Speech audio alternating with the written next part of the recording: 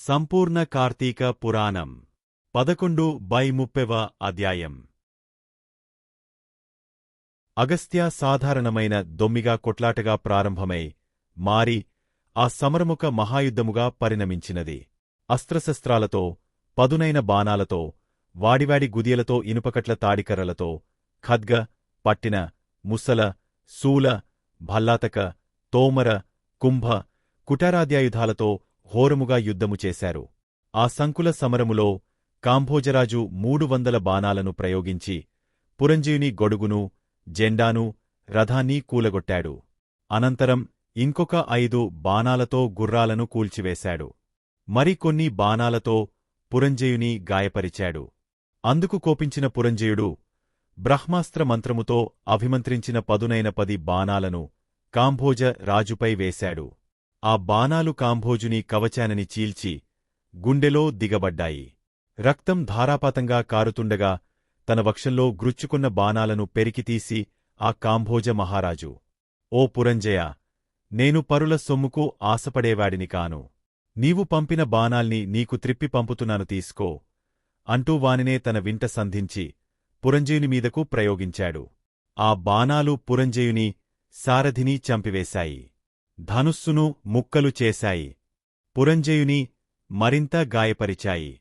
అంతటితో మండిపడిన అయోధ్యాధిపతి 20 రెక్కల బాణాలను వింట సంధించి వాటిని ఆకర్ణాంతములాగా కాంభోజునిపై వదిలాడు. ఆ 20 బాణాలు ఏకకాలములో అతగాడి గుండెలలో నుండి వీపుగుండా దూసుకుపోవడంతో కాంభోజరాజు మూర్ఛిల్లాడు. దానితో యుద్ధము మరింత భయంకరమైనది. తెగిన తొండాలతో ఏనుగులు, నరకబడిన తలలతో గుర్రాలు, విరగిపడిన రథాలు, స్వేచ్ఛగా దొర్లుతున్న రథచక్రాలు, తలలు మొండేలు వేరుగాబడి ఎడంగా పడి గెలగెలా తన్నుకుంటున్న కాల్బంటుల కళేబరాల్తో కదనరంగమంతా కంటగింపుగా తయారైంది. మృతవీరుల రక్తమక్కడ వాగులు కట్టి ప్రవహించసాగింది. అటువంటి ఆ భీషణ భీభత్స సంగ్రామములో అధర్మియైన పురంజయుని బలం క్రమక్రమంగా క్షీణించిపోయింది. కురుజాది వీరుల విజృంభణను తట్టుకోలేక ఆ సాయంకాలానికి సమరభూమిని వదిలి పట్టణంలోనికి పారిపోయాడు. అంతఃపురము చేరి ఆనాటి శత్రువుల విజయానికి పడిపడి దోహకిస్తున్న పురంజయుని చూసి సుశీలుడు అనే పురోహితుడు, మహారాజా శత్రువైన ఆ వీరసేనుని గెలవాలనే కోరిక గనుక బలవత్తరంగా ఉంటే ఈ క్షణమే భక్తిప్రపత్తులతో విష్ణువును సేవించడమొక్కటే మార్గము రాజా. ఇది కార్తీక పూర్ణిమ, కృత్తికా నక్షత్రయుతుడై చంద్రుడు షోడశ కళశోభాయమానముగా ఉండే ఈ వేళ ఈ ఋతువులో లభించే పూలను సేకరించి హరిముందు మోకరించి పూజించు విష్ణు సన్నిధిలో దీపాలను వెలిగించు. ఆయన ముందర గోవిందా నారాయణ ఇత్యాది నామాలతో మేళతాళాలతో ఎలుగెత్తిపాడు ఆ పాటలతో పరవశుడవై హరిముందు నర్తించు. అలా చేసినట్లయితే ఆ విష్ణుమూర్తి అనుగ్రహము వల్ల నీకు మహావీరుడైన కుమారుడు కలుగుతాడు. కార్తీకమాసములో తనను ఆరాధించే భక్తుల రక్షణార్థం 1000 అంచులతో శత్రు భయంకరమైన తన సుదర్శన చక్రాన్ని సహాయంగా పంపుతాడు. ఈ కార్తీక పుణ్యమహిమను చెప్పడం ఏవరివల్లా అయ్యే పని కాదు. భూపతి, ఈనాటి నీ ఓటమికి కారణం సైన్యబలం లేకపోవడంగాని, నీకు శరీరబలం లేకపోవడంగాని కానేకాదు సుమా. మితిమిరిన అధర్మవర్తనం వలన నీ ధర్మఫలం, తద్వారా దైవబలం తగ్గిపోవడమే నీ పరాజయానికి కారణం. కాబట్టి పురంజయ, శోకాన్ని వదలి భక్తితో శ్రీహరిని సేవించు. కలతమాని కార్తీక వ్రతాన్ని ఆచరించు. ఈ కార్తీక వ్రతం వలన ఆయురారోగ్యేశ్వర్య, సుఖసంపత్, సౌభాగ్య సంతానాలు సంఘటిల్లి తీరుతాయి. నా మాటలను విశ్వసించు. అత్రిమహర్షి ఇంకా ఇలా చెప్పసాగాడు. అగస్త్య, ఆ విధంగా సుశీలుడు చేసిన బోధతో పురంజయుడు తక్షణమే విష్ణువాలయానికి వెళ్లి వివిధ ఫలపుష్ప పల్లవ దళాదిగా విష్ణువును షోడశోపచారాలతోనూ పూజించి ప్రదక్షిణ నమస్కారాలర్పించి మేళతాళాలతో ఆయనను కీర్తించి పారవస్యంతో నర్తించాడు.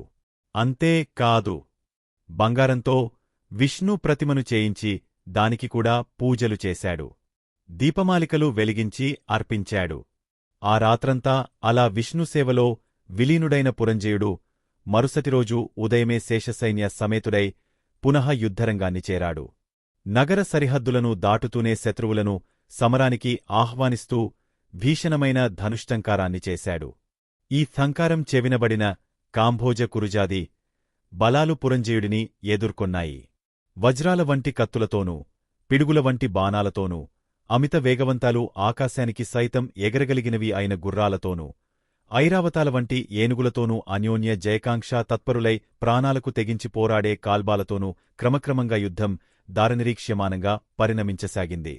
గతరాత్రి పురంజీయుడు చేసిన పూజలకు సంతుష్టుడైన గరుడగమనుడు అతనికి దైవబలాన్ని తోడుచేయడం వలన ఆనాటి యుద్ధంలో శత్రురాజుల శక్తులన్నీ ఉడిగిపోయాయి. కాంభోజుల గుబాలు, కువజాదుల ఏనుగులు, వివిధరాజుల రథబలాలు, వైరికూటం యొక్క పదాతి బలాలు దైవకృపాప్రాప్తుడైన పురంజయుని ముందు చిత్తుచిత్తుగా ఓడిపోయాయి. పురంజయుడి పరాక్రమానికి గుండెలవిసిపోయిన పగవారందరూ ప్రాణభీతితో రణరంగాన్ని వదలి తమ తమ రాజ్యాలకు పరుగులు తీశారు. అంతటితో విష్ణువనుగ్రహం వలన విజయాన్ని పొందినవాడై పురంజయుడు అయోధ్యా ప్రవేశం చేశాడు. విష్ణువు అనుకూలుడైతే శత్రువు మిత్రువడవుతాడు. విష్ణువు ప్రతికూలుడైతే మిత్రుడే శత్రువవుతాడు. దేనికైనా దైవబలమే ప్రధానం. ఆ దైవబలానికి ధర్మాచరణమే అత్యంత ముఖ్యం. అటువంటి ధర్మాచరణలో ప్రప్రథమైన కార్తీక వ్రాత ధర్మానుష్ఠానంతో ఎవరైతే శ్రీహరిని సేవిస్తారో వారి సమస్త దుఃఖాలు కూడా చిటికెలమీదనే చిమిడిపోతాయి. అగస్త్య, విష్ణుభక్తి సిద్ధించడమే కష్టతరం. అందున కార్తీకవ్రతాచరణ శక్తి కలగడం ఇంకా కష్టతరం.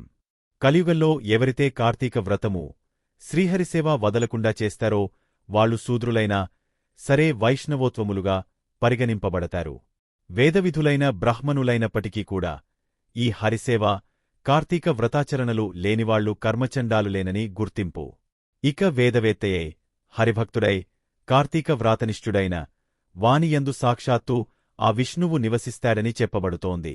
ఏ జాతివాళ్లైనా సరే ఈ సంసార సాగరాన్నుంచి బయటపడి ఉత్తమగతుల్ని పొందాలనే కోరికతో విష్ణువుని అర్చించినట్లయితే తక్షణమే వాళ్లు తరించుకుపోయినట్లుగా భావించు.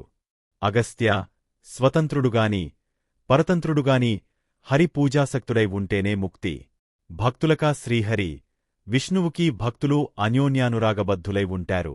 భక్తులకు ఇహపరాలు రెండింటినీ అనుగ్రహించి రక్షించగలిగిన ఏకైక దైవం ఆ వాసుదేవుడే. విశ్వమంతటా నిండివున్న ఆ విష్ణువునందు భక్తి ప్రవత్తులున్న వారికి మాత్రమే కార్తీక వ్రతావకాశం చేజిక్కుతుంది. కాబట్టి వేదసమ్మతమూ సకల శాస్త్రసారమూ గోప్యమూ సర్వవ్రతోత్తమోత్తమమూ అయిన ఈ కార్తీకవ్రతాన్ని ఆచరించినా కనీసం కార్తీక మహాత్మ్యాన్ని మనస్ఫూర్తిగా విన్నా కూడా వాళ్లు విగత పాపులై అంత్యంలో వైకుంఠం చేరుకుంటారు. మహత్వపూర్వకమైన ఈ 22వ అధ్యాయాన్ని శ్రాద్ధకాలంలో పఠించడం వలన పితృదేవతలు కల్పాంత తృప్తిని పొందుతారు సుమా. హే అత్రి మునీంద్ర, విష్ణుకృప వలన విజయుడైన పురంజయుడు ఆ తరువాత ఏమి చేశాడో వివరించు అని అగస్త్యుడు కోరడంతో అత్రి ఇలా చెప్పసాగాడు.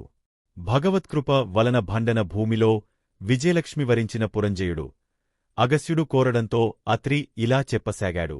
భగవత్కృప వలన భండవ భూమిలో విజయలక్ష్మిని వరించిన పురంజయుడు అమరావతిలో ఇంద్రునివలే తన అయోధ్యలో అత్యంత వైభవంతో ప్రకాశించాడు.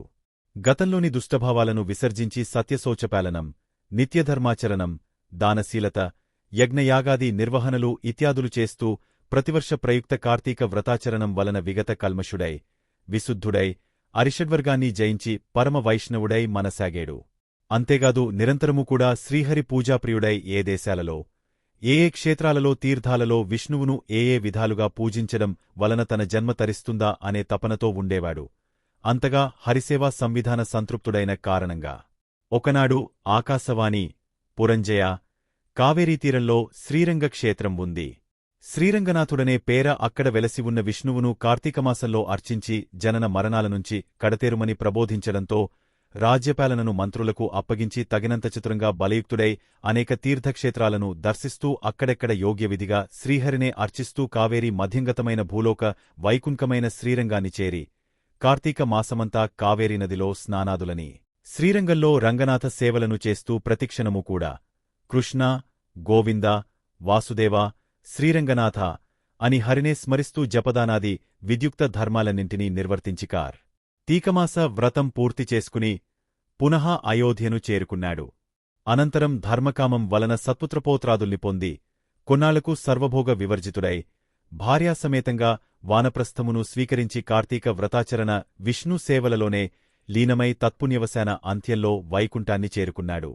11వ రోజు నిషిద్ధములు పులుపు, ఉసిరి, దానములు, విభూదిపండ్లు, దక్షిణ. పూజించాల్సిన దైవము శివుడు. జపించాల్సిన మంత్రము ఓం రుద్రాయ స్వాహ, ఓం నమఃశివాయ. ఫలితము ధనప్రాప్తి, పదవీలబ్ధి. 11వ నాటి పారాయణము సమాప్తము. మా వీడియో మీకు నచ్చినట్టు అయితే లైక్ చేయండి, షేర్ చేయండి. ముఖ్యంగా సబ్స్క్రైబ్ చేసుకోవడం మరచిపోకండి. మీ సలహాలు సూచనలు ఏమైనా ఉంటే కామెంట్ చేయండి. సోషల్ మీడియాలో ఫాలో అవ్వండి.